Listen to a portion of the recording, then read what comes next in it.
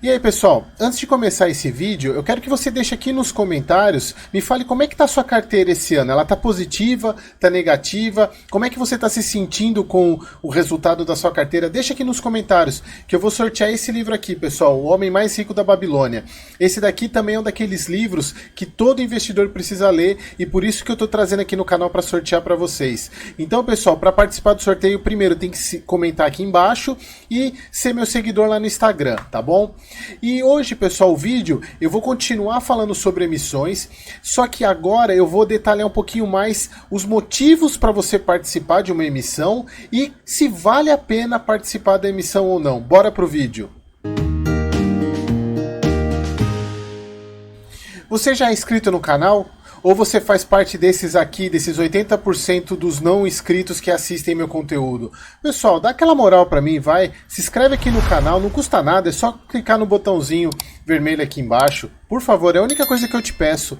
Então, pessoal, pra gente entrar no assunto do vídeo de hoje, eu vou ensinar vocês a avaliar uma emissão.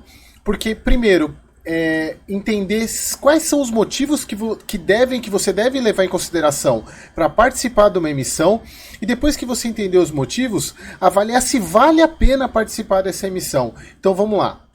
Como eu já sei que você sabe por que um fundo emite novas cotas, exatamente para poder crescer, se você ainda não sabe, pessoal, assiste esse vídeo aqui que eu ensino os motivos do porquê que um fundo emite novas cotas. Então, a partir do momento que ele emite novas cotas, ele te dá os direitos de subscrição ou os direitos de preferência. Aliás, se você também não sabe o que são esses direitos de subscrição, assiste esse outro vídeo aqui. O direito de subscrição nada mais é do que o fundo te dando a opção de você manter a mesma proporção que você tinha antes da emissão. Por exemplo, se o fundo vai aumentar o capital dele em 10%, o fundo ele te dá a opção de você também aumentar a sua participação em 10%, para você manter a mesma participação que você tinha antes. Então, já dá para saber que esse é o primeiro motivo do porquê você precisa ou deve participar de uma emissão, para garantir que você mantenha a mesma posição de antes. Então, pessoal, esse é o primeiro motivo para participação na emissão, que é garantir que o capital investido no fundo não seja diluído com ampliação de capital. Funciona mais ou menos assim, eu vou explicar de uma maneira mais visual. Os direitos de preferência, os direitos de subscrição, eles são fornecidos como um fator de proporção. Ou seja, você vai receber proporcionalmente os direitos, em função do quanto o fundo vai crescer. Para ficar mais claro, vamos para um exemplo aqui. Vamos supor que o fundo ele vai fazer uma emissão para aumentar 50% do valor patrimonial. Então, o cotista, por exemplo, você tem 100 cotas desse fundo na database. Você terá direito a 50 direitos de preferência, ou seja, 50% das 100 cotas. Aqui vale um adendo, pessoal. O que é a database? Essa data é aquela data que te dá o direito de participar, ou seja, você precisa ter as cotas nesse dia marcado como a data base. Mas essa data base também é aquela, por exemplo, que te dá direito a receber dividendos. Ou seja, a data base é a data que você precisa ter as cotas para participar de um evento qualquer, seja dividendo, seja a subscrição. Mas voltando, então os cotistas eles terão direito à mesma porcentagem no formato de direitos de preferência. Então o cotista ele vai poder comprar 50 cotas do fundo em função dos 50 direitos que ele recebeu pelo preço da subscrição e assim ele pode aumentar a sua participação também em 50%. Os direitos de preferência eles são geralmente nomeados com o ticker final 12. Por exemplo, no caso do ALZR, do fundo ALZR, é o ALZR12, é o ticker do direito de subscrição para o ALZR. Por exemplo, MXRF, MXRF12. E aqui, pessoal, um negócio muito importante que eu vejo muitas pessoas confundirem. Quando você vê lá na sua corretora um ticker final 12, ele não é uma cota, ele é um direito de preferência, tá bom? Bom, o segundo motivo para você participar de uma emissão é manter a sua estratégia de alocação. O que significa isso? Lembra, pessoal, para quem já assistiu o meu vídeo onde eu mostro a minha carteira de fundos imobiliários, da minha carteira particular, eu falo que eu sigo a estratégia da Arca, do Thiago Nigro, que é 25% em fundos imobiliários, 25% em ações brasileiras, 25% em caixa e 25% em ativos internacionais. Então, o que significa seguir a minha estratégia? Por exemplo, se um fundo da minha carteira ele abre o direito de subscrição, me dá o direito de subscrição, e se ao participar a minha posição de fundos imobiliários vai aumentar muito da minha proporção que eu tenho, pode ser que não seja interessante de participar. Não porque não seja uma boa emissão, não que não seja um bom fundo, mas se eu participar, eu vou aumentar muito a minha proporção de fundos imobiliários na carteira. Isso também vale, por exemplo, para a minha carteira do canal aqui do Liberdade é Logo Ali. Lembra, pessoal, para quem não assistiu ainda, está nesse vídeo aqui, eu separei as premissas para a carteira, são 60% em fundos imobiliários, 30% em ações de pagadoras de dividendos e 10% em renda fixa. Se eu participar de uma emissão nessa carteira que vai me fazer ultrapassar de 60%, talvez não seja interessante eu participar. Então esse é o segundo motivo que você deve pôr na balança para participar de uma emissão.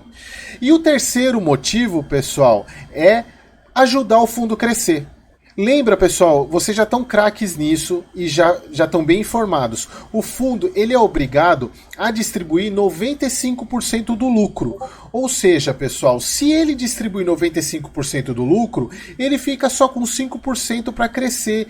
E os fundos hoje, por ser uma indústria recente, esses 5% ainda não são suficientes para o fundo ter um crescimento orgânico. Então, para ele crescer, para comprar novos imóveis, para investir em novos CRIs, ele precisa fazer a captação. Então, se você gosta do fundo e quer ver ele crescer, então talvez esse seja o motivo para você participar da emissão, porque você vai estar ajudando o fundo que você investe a crescer. Então, pessoal, agora que você já sabe os motivos para você participar ou não de uma emissão, agora a gente vai entender se vale a pena participar da emissão. Bom, você decidiu participar. Você já elencou lá nos motivos e falou, legal, eu vou participar. Agora, vale a pena participar? Então eu separei em alguns motivos que te levam a decidir se vale a pena ou não. E o primeiro deles, pessoal, é o preço da cota da subscrição em relação ao preço dela no mercado. Lembra, pessoal, para quem assistiu o meu vídeo que eu falo sobre os direitos de subscrição, eu falo lá que não tem sentido o valor da cota na subscrição ser igual ou maior do que o valor da cota do mercado, porque não tem sentido participar. Se no mercado, por exemplo, o fundo ele faz a emissão e coloca lá que o preço da cota para subscrição é de R$85, e lá no mercado a cota está custando R$83. Qual é o sentido de eu participar da emissão, sendo que se eu comprar no mercado eu vou estar pagando mais barato? Pessoal, dinheiro não aceita desaforo. Eu participar de uma emissão dessa, por mais que você veja lá nos motivos, é um fundo bacana, ele precisa crescer, é um fundo redondinho, eu vou estar ajudando o fundo, mas não tem sentido eu jogar fora dinheiro. Então, pessoal, isso é o primeiro motivo para vocês avaliarem se vale a pena ou não. O valor da cota da subscrição que aparece lá no prospecto, ele tem que ser menor do que o valor da cota no mercado. Não tem sentido participar de uma emissão onde a cota, o valor do preço da cota na subscrição é igual ou maior do que no mercado. Não faz sentido.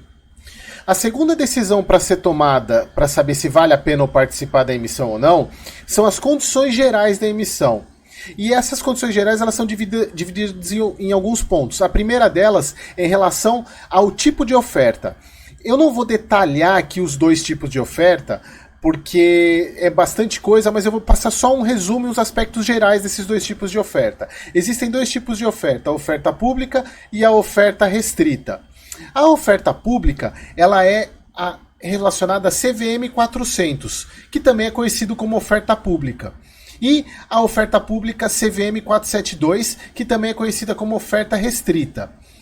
A instrução CVM 400 ela é destinada ao público de uma maneira geral, sendo acessível para todos os investidores. Claro que primeiro para os cotistas do fundo que têm acesso, mas aqueles que não quiserem participar, eles podem vender os seus direitos. E por ela ser pública, ela possui custos maiores e ela é mais demorada para ser executada.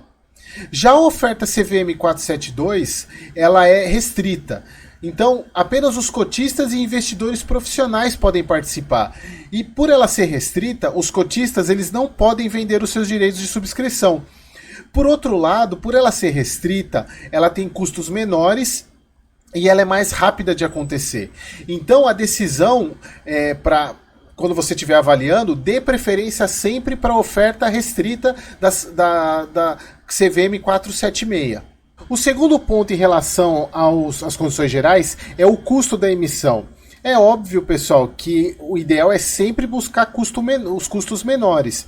E o custo ele vai estar sempre embutido no valor da cota na subscrição. Por exemplo, se a cota está lá anunciada como R$ 85, provavelmente o preço dela é 83 ou 84 e o R$ 1 ou R$ 2 é o custo da emissão. E aí, pessoal, vocês têm que ficar muito atentos a quem vai pagar esse custo. Porque na maioria das vezes está lá no prospecto que é o fundo que vai pagar. E não é legal, né, pessoal? Porque quando é o fundo que vai pagar, significa que é você que vai pagar. Há um tempo atrás, pessoal, alguns fundos começaram a movimentar o mercado onde a administradora que arcava com os custos, ou a gestora arcava com os custos, e não o fundo. Isso aconteceu com o fundo, a FHI 11, onde o custo foi pago exclusivamente pela gestora. Então, pessoal, quando você pensa, Eric, mas como é que eu sei se o custo é menor ou maior em função ao quê? Aqui, pessoal, não tem como fugir. Você vai ter que comparar com outras emissões que você participar ou outros prospectos. Você vai pegar fundos de mesma categoria, de mesmo rendimento, ou, por exemplo, fundo de tijolo com fundo de tijolo, fundo de papel com fundo de papel, e comparar os custos. Aí você vai ter uma noção do quanto uma emissão está sendo cara em relação à outra. Mas, via de regra, pessoal, uma emissão, um custo aceitável é até 1% do preço da cota da subscrição, tá bom? E o terceiro ponto das condições gerais da emissão é você conseguir identificar qual é o destino dos recursos. O prospecto da emissão, é importante que ele informe isso para você. O pipeline da emissão é para comprar tal terreno, tal galpão. É muito importante você avaliar, até para você poder monitorar se o fundo está sendo rápido na alocação do dinheiro, se ele está comprando aquilo que de fato ele se propôs. E, pessoal, sempre fujam quando a emissão for bem clara que é para pagar a dívida, tá, pessoal? Isso daí acontece e não é legal, né? O fundo emitir para pagar a dívida, porque você que está pagando a dívida do fundo, tá bom? E agora, pessoal, por fim, o terceiro motivo se vale a pena ou não participar de uma emissão. E, ao meu ver, esse é o motivo que é mais negligenciado pelos cotistas, que é o valor da cota em relação ao valor patrimonial da cota. Ou seja, você precisa avaliar se a emissão, o valor da cota ele é maior ou menor do que o valor patrimonial. E o ideal é menor. E eu vou explicar isso porque nesse exemplo aqui. Vamos supor, pessoal, que o nosso fundo tradicional, o XPTO, ele vai fazer uma emissão. A situação inicial dele, ele tem, por exemplo, um valor patrimonial de 1 bilhão, que você já sabe o que é esse valor patrimonial, que é a soma de todos os ativos dele, sejam CRIs, sejam edifícios, sejam galpões. E ele emitiu, para ter esse 1 bilhão, 10 milhões de cotas. Se a gente dividir esse patrimônio pelo número de cotas, a gente vai ter o valor patrimonial de R$100 por cota. Vamos supor, então, que o fundo ele vai fazer uma emissão e ele precisa fazer uma emissão de 2 milhões de cotas e ele coloca um preço de R$90, ou seja, mais barato do que o valor patrimonial de 100. Então ele vai fazer uma captação de 180 milhões. E aí, como é que vai ficar a situação agora depois da emissão? Vamos pensar o seguinte, pessoal, ele ficou com 12 milhões de cotas, ou seja, as 10 milhões de cotas que ele tinha antes da emissão, mais as 2 milhões de cotas da emissão. E o patrimônio dele agora é de 1 bi 180 milhões, ou seja, é 1 bilhão que ele tinha, mais os 180 que ele fez a captação. Se a gente dividir um pelo outro, pessoal, agora a gente vai ter um valor patrimonial por cota de R$ 98,33. O que isso significa? Que cada cotista teve uma redução no valor patrimonial de R$ 1,67. Ou seja, se alguém não participou da emissão, vai perder duas vezes. Perder por ser diluído e vai ter redução do valor patrimonial. Perceberam o quanto é danoso para o cotista quando o fundo faz emissão abaixo do valor patrimonial? Porque ele meio que está te obrigando a participar da emissão, porque se você não participar, você vai estar perdendo muito mais, porque além da diluição, você vai estar perdendo patrimônio. Então, pessoal, quando o fundo faz isso, se ele alocar rapidamente o recurso, ou se ele estiver fazendo isso para poder captar mais rápido, porque apareceu uma oportunidade muito boa e essa oportunidade vai fazer o valor patrimonial do fundo voltar ao que era antes, ok, mas isso não é praxe, tá, pessoal? Se o fundo começa a fazer emissão atrás de emissão abaixo do valor patrimonial, significa que ele está precisando pagar a dívida. É simples assim, pessoal. Então, fujam de fundo que faz muitas emissões abaixo do valor patrimonial. Pessoal, é o seguinte, se o fundo faz uma emissão abaixo do valor patrimonial, não significa que você tem que sair vendendo o fundo. Monitora. Se ele começar a fazer mais emissões abaixo do valor patrimonial, o gestor ele tem que ser muito transparente e explicar o porquê que ele está fazendo isso. Mas assim, ao meu ver, Eric falando, eu não vejo motivo plausível para um fundo fazer uma emissão abaixo do valor patrimonial que não seja problema, tá, pessoal? Então, pessoal, chego ao final desse vídeo, eu espero que vocês tenham gostado e agora já saibam avaliar uma emissão, se os motivos para avaliar, para participar e se vale a pena participar ou não. Assim que as emissões começarem a sair, pessoal, eu vou pegar os prospectos, eu analiso com vocês, gravo vídeos para a gente voltar nesses conceitos aqui, mas é muito importante que vocês já tenham formado os conceitos na hora da avaliação das emissões, porque como eu falei no vídeo passado, na parte de direito de subscrição, a gente ainda não está num período de emissões, exatamente porque o mercado está em baixa, mas assim que o mercado voltar e aquecer, vai vir uma emissão atrás da outra, então vocês precisam analisar os prospectos de emissão para saber se vale a pena ou não, porque, pessoal, como eu falei, dinheiro não aceita desaforo. E, pessoal, a única coisa que eu peço para vocês, se inscrevam no canal. Voltando, pessoal, tem mais de 80% das pessoas que assistem que não são inscritas, não custa nada apertar o botãozinho aqui, e não se esqueça de deixar aqui nos comentários a pergunta que eu fiz lá no começo do vídeo, tá bom? Pessoal, então até o próximo vídeo, aquele abraço.